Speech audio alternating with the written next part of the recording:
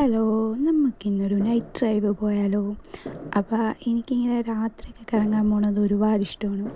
നമ്മൾ പൊതുവെ പെണ്ണുങ്ങൾക്കെന്ന് പറഞ്ഞിട്ടുണ്ടെങ്കിൽ രാത്രിയൊന്നും വെയിറ്റ് ചെയ്ത് അങ്ങനെ പുറത്തേക്കൊന്നും നടക്കാറൊന്നുമില്ല.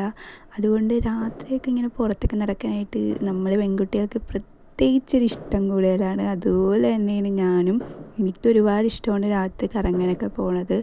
അപ്പോൾ അതുകൊണ്ട് തന്നെ അവൻ എന്നെ ഇടയ്ക്കിടയ്ക്കൊക്കെ ഇങ്ങനെ രാത്രി ഇങ്ങനെ കറങ്ങാനൊക്കെ കൊണ്ടുപോകും.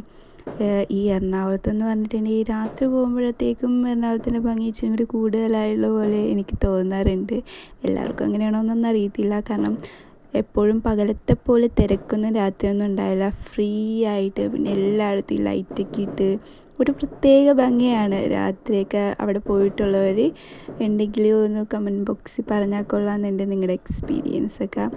ആദ്യം നമ്മൾ ക്യൂൻസ് വേയിൽ പോയായിരുന്നു. പക്ഷെ അവിടെ ഒറ്റ കടയൊന്നും തുറന്നിട്ടില്ലായിരുന്നു, എന്താണെന്നറിയത്തില്ല. പിന്നെ നമ്മൾ മറൈൻ ഡ്രൈവിലേക്ക് വന്ന് പിന്നെ കുറച്ച് നേരം മറൈൻ ഡ്രൈവിൽ അങ്ങോട്ടും ഇങ്ങോട്ടൊക്കെ നടന്ന് അതൊക്കെ ഒരു പ്രത്യേകതരം ഒരു ഇഷ്ടം പ്രണയം ഒക്കെയാണ്. അപ്പോൾ ഞാനും എൻ്റെ ഹസ്ബൻഡും ഞങ്ങൾ 12-13 വർഷം സ്നേഹിച്ച് കല്യാണം കഴിച്ചതാണ്. അപ്പോൾ ഞങ്ങളിപ്പോഴും പ്രണയിച്ചുകൊണ്ടിരിക്കുന്നു. അപ്പോൾ ഇടയ്ക്കൊക്കെ ഞങ്ങൾ രണ്ടും കൂടി മാത്രമായിട്ട് ഇങ്ങനെയൊക്കെ കറങ്ങാനൊക്കെ പോകുമ്പോഴത്തേക്കും ആ സ്നേഹം കൂടിക്കൂടി വന്നിട്ടാണ് എനിക്ക് തോന്നിയിട്ടുള്ളത്.